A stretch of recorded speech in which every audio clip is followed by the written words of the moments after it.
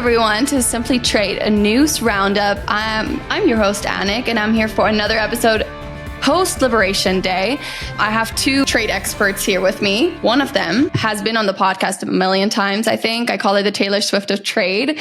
Taylor Swift is my favorite artist. Cindy Allen, thank you so much for coming. She's a trade expert, consultant, will assist in international trade enterprises with identification of compliance risk and outlining mitigation strategies. And then we have a new guest on the podcast, and I'm so excited about this. Heather Litman. She's a partner at the Los Angeles office for GDLSK. Sorry, I should have known this. GDLSK. She helps maintain and optimize compliant international trade programs. And actually, it's funny because I met Heather. I think you're her mentor, right? Sarah's mentor, are you? Oh, no, I don't know if I'm her official mentor, but she's just a terrific associate and a wonderful part of the GDLSK team. She is. She was busy last night breaking down a lot of this. So I have to say thank you to Sarah Raymond, who I think was on the show once before. Yes, she will come on. She has not come on, but she became my friend at the last conference anyways. And she actually did help me with a few things. She sent me all the fact sheets, which is so interesting. And that's exactly what we're getting into today. So yesterday, President Trump broke down some of the tariffs that he is newly adding that are coming up. And we kind of need to break the whole thing down, I think, for people to understand what is happening, because there might be some confusion because there was existing IEEPA tariffs and now there's new reciprocal tariffs, and there's also a baseline tariffs on certain countries, or all countries. I would say the 10% goes for all countries. Let's just start there. Where do you want to start? I think it's a lot. Well, Anik, I think we could call it a lot. You know, I have a daughter who's 24, and I think she would say it was a little extra yesterday, right? It was a little extra. And so I think there's a little extra to break down. And I have to say, as a preliminary matter, Annika, you know, I'm on the COAC, and I'm not speaking here in any capacity as a member of the COAC, just as myself and as a lawyer. And I want to make sure that I disclaim that up front. But I do think it was a lot of extra, and it's a lot of extra IEEPA, maybe we could say, because it's a whole, I see Cindy nodding her head, and I'm going to say I'm high to Cindy's Taylor Swift, being, you know,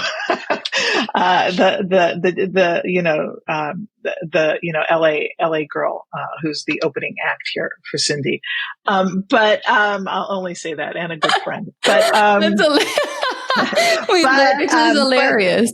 But Heather, I also have to jump in here. Heather's like my unofficial sister. We've known each other for a good 20 plus years, and her father was one of my original mentors in the business. So she's like my West Coast sister. Yeah. So very, very funny kind of analysis. Thank you, Cindy, for that. I feel the same.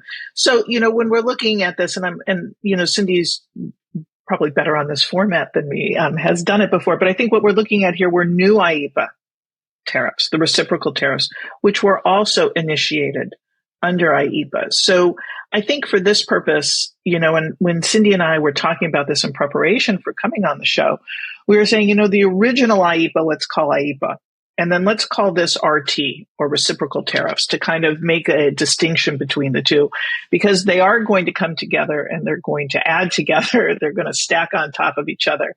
And as you're stacking all the different little Jenga tiles, you're going to want to know, you know, have kind of clear labels for them to know which one you pull out, which one you put in, and what's going to stack on top of your imports. So I think that's a really super great question.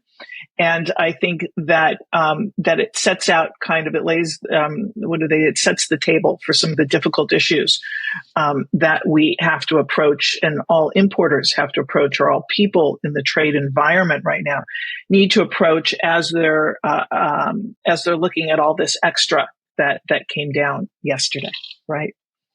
Yeah, and I will add on to that from the implementation perspective. This is going to be very challenging. We were looking through the annexes, and there are 3 annexes that apply to this executive order. One's 22 pages long. So that's a lot to digest, to analyze, to interpret, and then to communicate, to implement, to make programming changes, both for the government and for the private sector. And then all of the affected importers and exporters have to understand how much duty they're going to be paying. I've been fielding calls since last night, and I know Heather and every lawyer, consultant, customs broker out there have been fielding calls trying to ascertain, how is this going to impact me? Yeah, and how's it going to impact goods on the water? Also, I think those are some of the two most important questions. I agree with Cindy. What am I going to be paying? What's the combo rate that I'm looking at? And then what's going to happen for the goods I have on the water that might be on the water or might be loading very shortly overseas? And I think those are Cindy, the two biggest questions that I've heard with respect to the reciprocal tariffs, the RT. And then, of course, there was the de minimis, the China de minimis that also came out yesterday that I think was pretty, it had been telegraphed, but I think now we see what it is. Yeah. I think it's important also because people, the number one question I got is, how is this going to impact me? And does this stack? And how does this stack? Good question. Because I know, I want to take China for an example because I feel like China is one of the main trading partners, and China has also very extensive stacking opportunities there. So we have 301, we have 232, right? And I think Cindy and I were going over this. Cindy, you want me to go through? So if you're bringing in a good, and I'll let Cindy correct me if I'm wrong, you're gonna approach it like you've always approached it. So you're going to look in the tariff, and you're going to see what is the most favored nation rate. So your regular tariff rate that you're going to have in the tariff. Okay. So let's say you're an article of 4202 that's dutiable, maybe let's just say at 20%, I'm going to say. Okay. And you're then going to have to add on the original Trump tariffs, the 301 duties. So that's either going to be 25% or maybe 7.5%. It could be zero, but you're going to add that 301 to it. You're then going to go to the original IEEPA, what we're calling the original IEEPA for China, which is going to be another 20%. Then you're going to look at your RT rate. So for assuming that you're subject to the reciprocal tariffs, which almost all goods are here, you're going to, beginning April 5th, you're going to be subject to the base rate of 10%. But on April 9th, that rate under the reciprocal tariffs is going to go up to 34%, which is the base rate plus the addition that Trump announced yesterday. So Cindy and I were talking about this earlier, and when we were able to look at Annex 3 to the executive order, which either came out very late last night or this morning, I know I only saw it this morning, that had this all broken out. There were some questions about would the base rate of 10% be added to the 34%. I think the Annex 3 makes clear that that doesn't occur, that it's going to be the 10 on April 5th, and then that's going to go up to the 34% on April 9th for China, which is what the hypothetical is. Right. And let's not forget, if you're subject to anti-dumping duty or countervailing duty, that is added as well. And I think it's important to then look at 232 items, because if you have, let's say, an article of aluminum, you have, as Heather mentioned, the most favored nation rate, the regular duty. Then you have 301 duty. Then you have IEEPA duty. And then instead of the reciprocal tariff, you have the 232. So it's either or, reciprocal or 232. And then you have the anti-dumping duty if that applies to your goods. So I think that's a good general rule of thumb. If it's subject to 232, you don't get the reciprocal. But if it's not, then you get the reciprocal. And again, the IEEPA tariff, I'm going to ask this one more time, are stacked. So the ones that had previously been put on will come to the 10% as of April 5th and come to the RT as of April 9th. Yeah, I think it's good. So the IEEPA, as I said, Annick, and I think it's really good for everybody to kind of create two buckets in their head. There's that for China, there's the first IEEPA. Let's call that IEEPA. That's 20%. Now you have IEEPA 2, but let's call it just RT. It's really reciprocal tariffs, but we have the same implementing statute. So there you're going to have, let's say come April 9th, you're going to have the 34%. That 34% will sit on, so the RT of 34 is going to sit on the 20 for the IEEPA. And you're going to get a total IEEPA rate, if you want to say it, of 54% for goods for China. In that, barring the exclusions for the 232 and other types of things. We're just talking China here right now. That could be what you're looking at. Yes. And there seems to be more exemptions, not a lot, you just said, but pharmaceuticals, semiconductors, lumber, copper, critical minerals, and energy resources. Those are the ones exempt. So they will not have to pay the RT, right? Tariffs.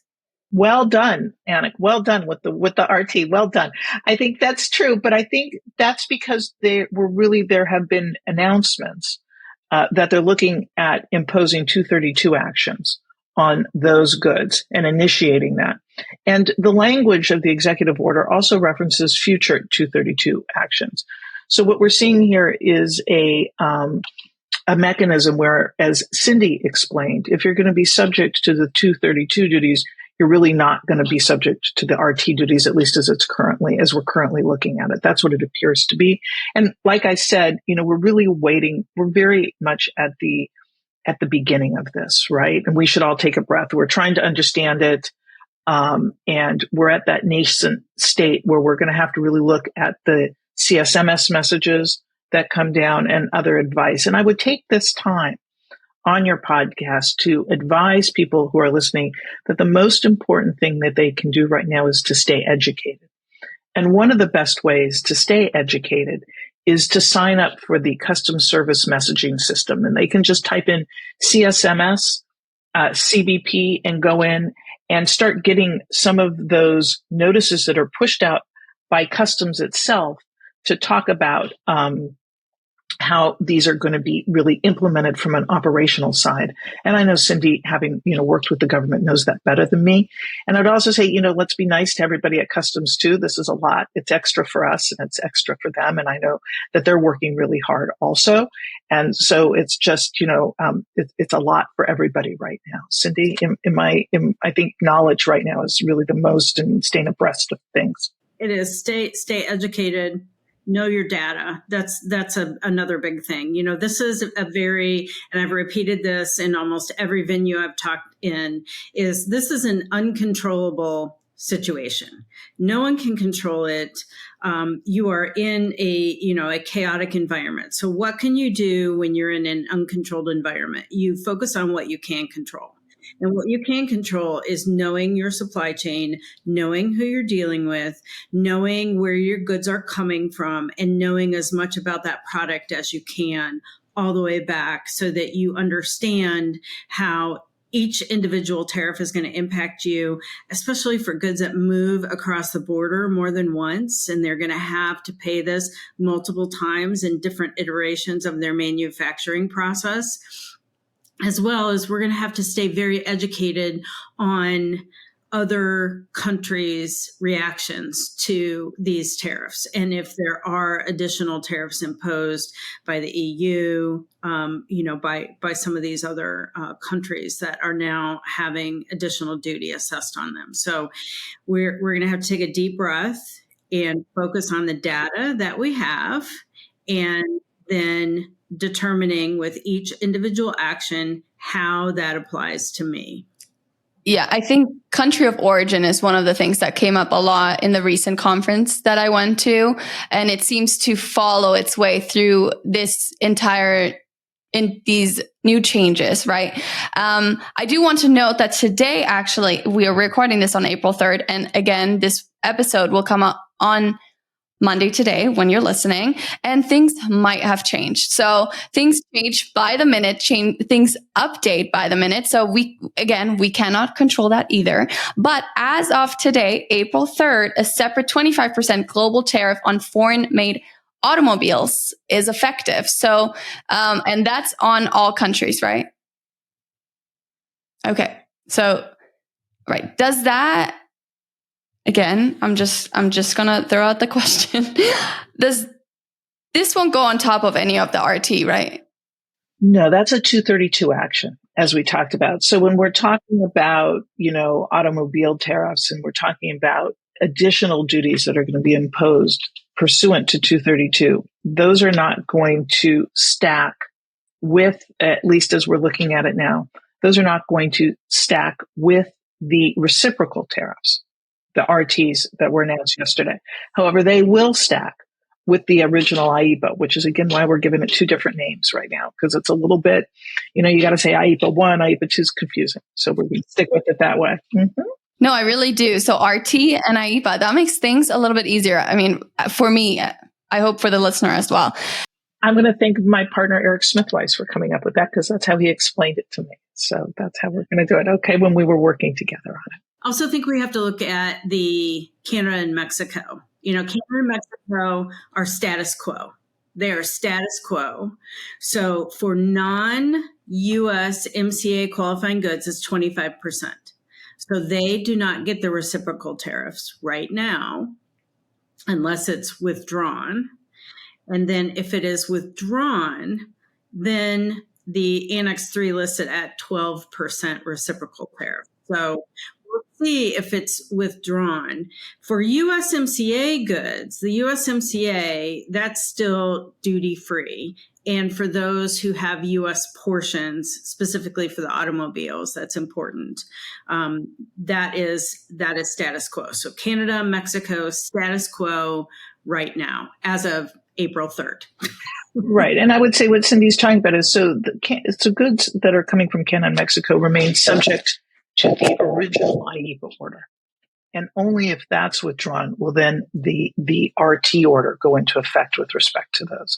And I think that's what's really important, because it's that mechanism between the two orders that we're talking about there that's so very important. And I think that Cindy brings up a really good point about content, because there is this language in the RT executive order that talks about goods that are imported with U.S. content. And I think that that's a really kind of interesting area to speak about, because it's a little bit confusing, don't you think, Cindy?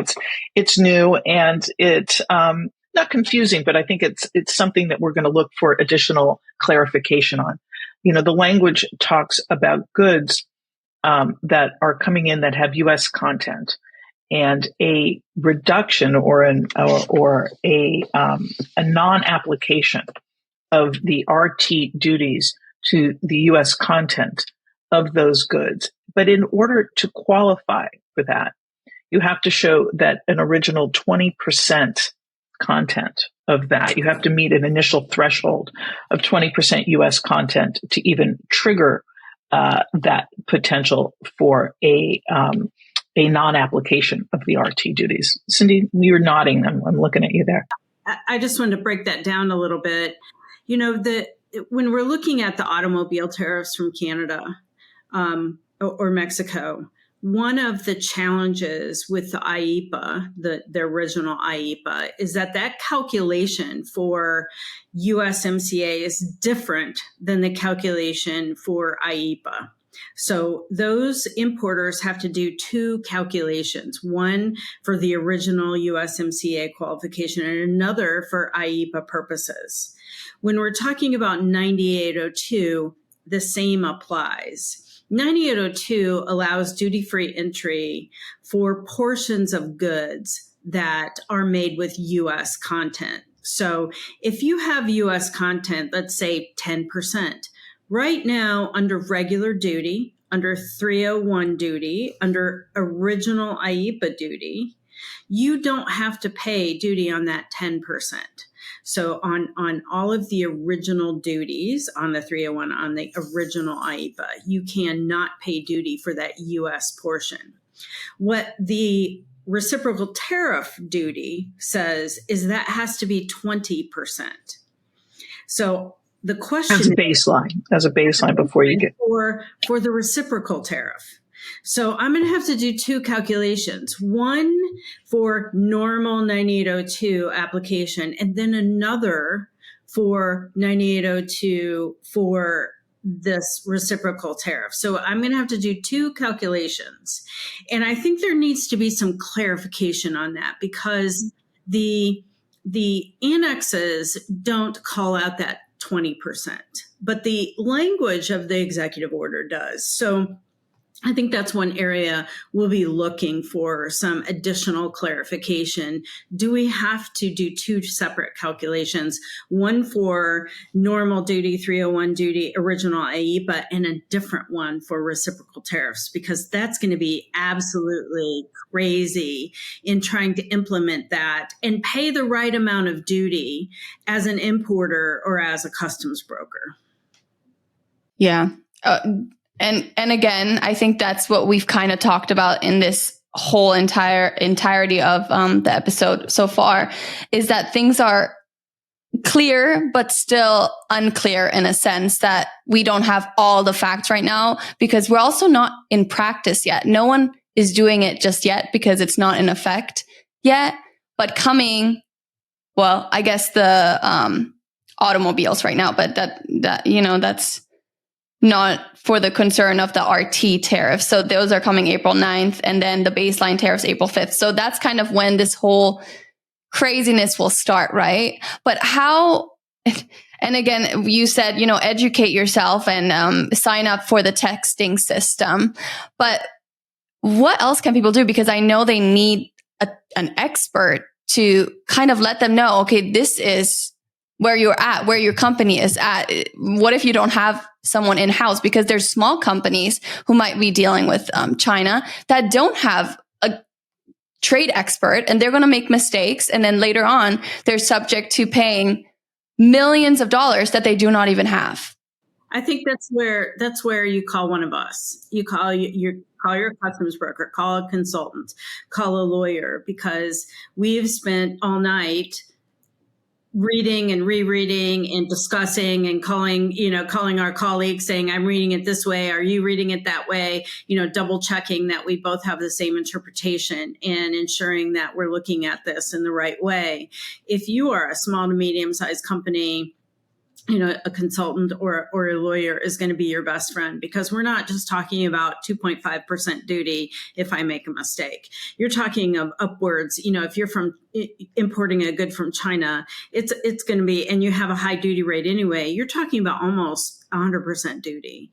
And that is going to have a massive effect. And the way Heather and I were talking about this morning, the way that they broke out each individual country specifically under a Chapter 99 number means it's going to be easier for the government to run analysis on the amount of duty that's being paid for each specific country. It's going to be easier for AI to ingest that information and specifically target companies that they believe are not paying the right amount of duty. So you want to make sure that you are getting this right, because there is going to be more enforcement and there is going to be a more focused look on these additional duties, specifically, I think, from China and some of the other higher rate duties. But China specifically, I think, is going to get a little more attention from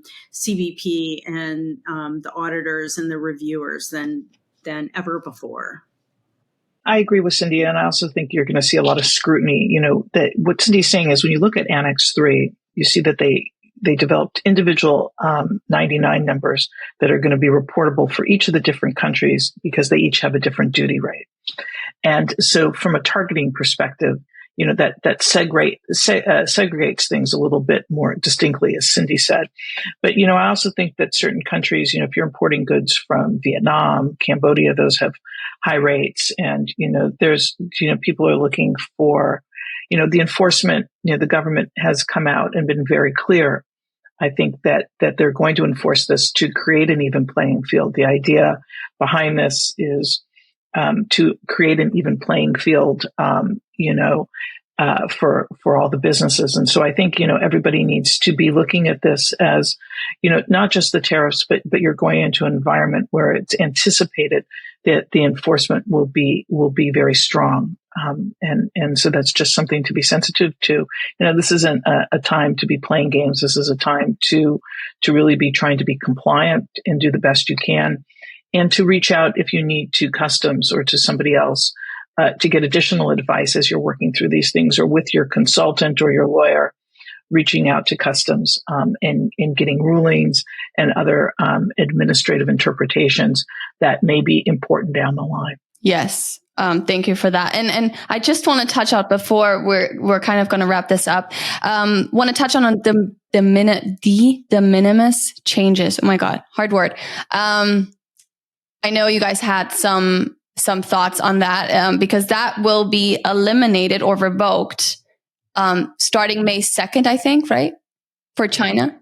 For China and Hong Kong, but not Macau. They're reviewing Macau, but China and Hong Kong. And I think that's important to state. For the rest, it's in kind of a holding pattern with the review process going on for de minimis for other countries where, that's covered in the reciprocal tariff EO, where they discuss that, and they're looking for, I guess, a report on, how they're going to implement it. I would only give some caution there, is we had that language for China previously. And now, apparently they've worked out, from the China de minimis order, they have worked out a means for doing that, which is a little bit different than we've seen in the past. But just something to be thinking about. So, for de minimis, for everybody's going to pretty much stay the same right now under the executive order, except for de minimis from China and Hong Kong, Chinese and Hong Kong origin goods.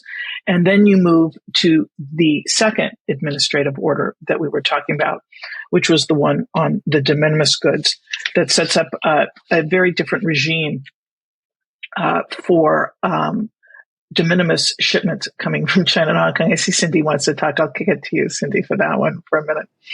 So we knew that postal was the issue. Those of us who, deal with de minimis, we know that every other mode of transportation had an available means to claim and pay duty into the United States. Postal did not. So I found it very interesting, the solution that they landed on. For everything country of origin, China, country of origin, Hong Kong, you're going to have to use a customs broker and you're going to have to make entry, unless you ship postal. And what the executive order outlines is that the international mail carriers are going to pay the duty to customs, which I find really interesting because that's something they've never done before. The executive order indicates that it's going to be covered under the international carrier bond, which only covers transportation. It doesn't cover the tendering of duty. And what most people don't realize is, U.S. Postal Service doesn't have planes, and the China Post doesn't have a plane, and Postal Service from, Italy doesn't have a plane. They contract with commercial carriers like Lufthansa and Delta and American Airlines to bring international mail into the United States.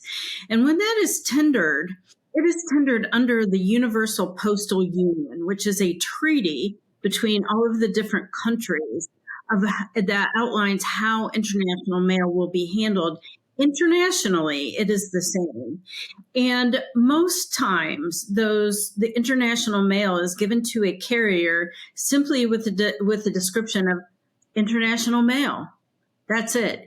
They have to declare a few things, if it's hazardous, if there's controlled goods, things like that. But other than that, the carriers themselves don't really get detailed information about packages. So this is going to force the international mail carriers with a contract with either the foreign government or the U.S. government to understand what's in each of those packages and pay duty according to the HTS number or pay that flat fee that was outlined of I think it was $30 and $50. So they're going to have to know in this postal pouch, because most mail is tendered in a big pouch. In this postal pouch, I have 50 individual packages and I'm going to have to pay $30. I'm less worried about how carriers will pay that duty because they tender fees to the government. So they'll work that part out.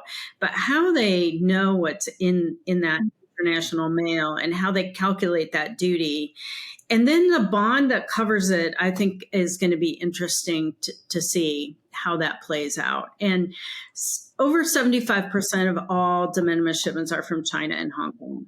Yeah, in one fell swoop, they have eliminated de minimis for 75% of the de minimis packages. And I think for e-commerce companies, it's going to be extremely important for companies to determine, okay, is it better for me to use a broker, pay the duty, or is it better for me to stick with postal and pay the $30 or $50, eventually $50 per package? And they're going to have to look at that on a product by product basis, as well as all of the costs, because they're going to have all of those stacking duty costs from China that could be up to 100% duty, or do they pay the $30 or $50 with postal? So those companies really have to start going through that type of calculation to determine what's best for me and my products moving forward.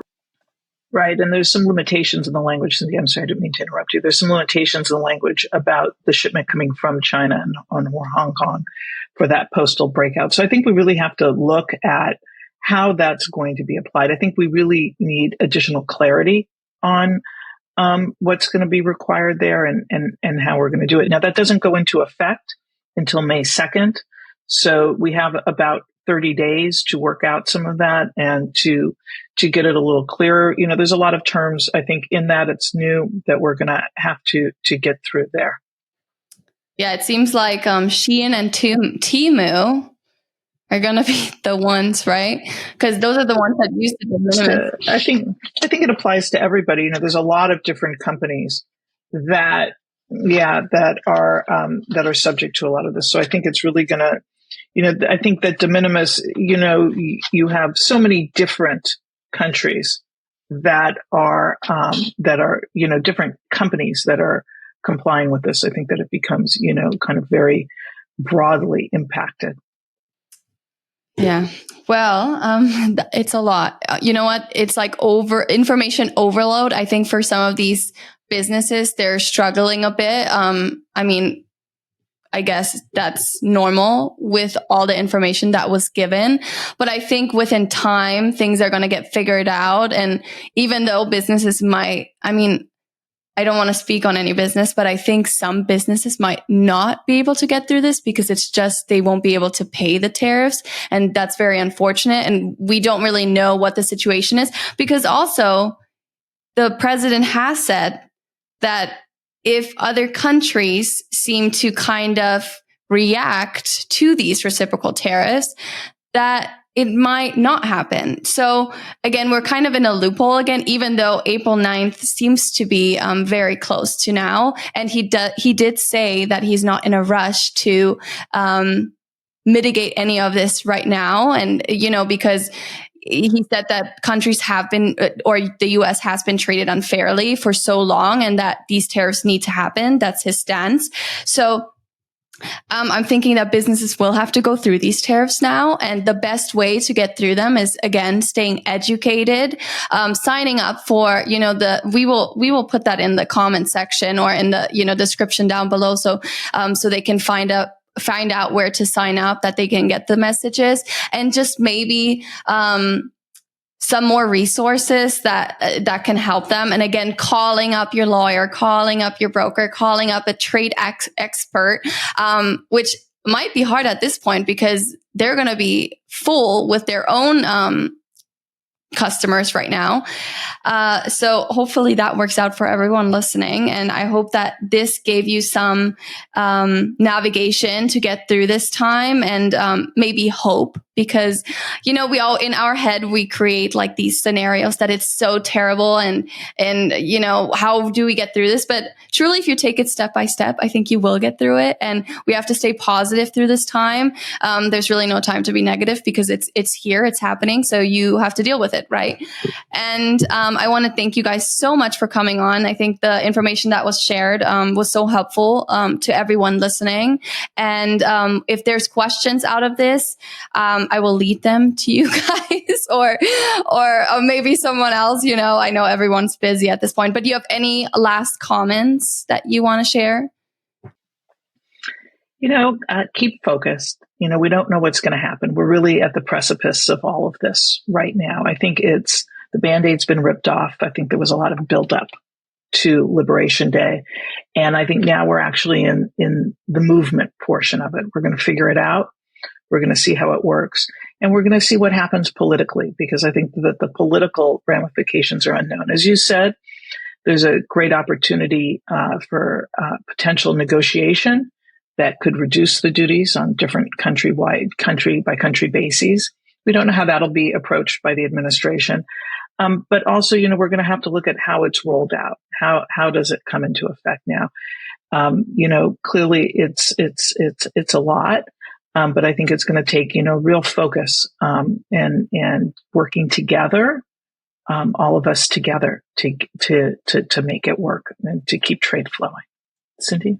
Yeah, I would say if you haven't done it already, you need to build a stable of resources. You need a good broker who knows what they're doing and who can implement to the best ability that they can. You need, a consultant or a lawyer who you rely on for good, clear information. I tend not to send out a lot of, hey, this is what happened.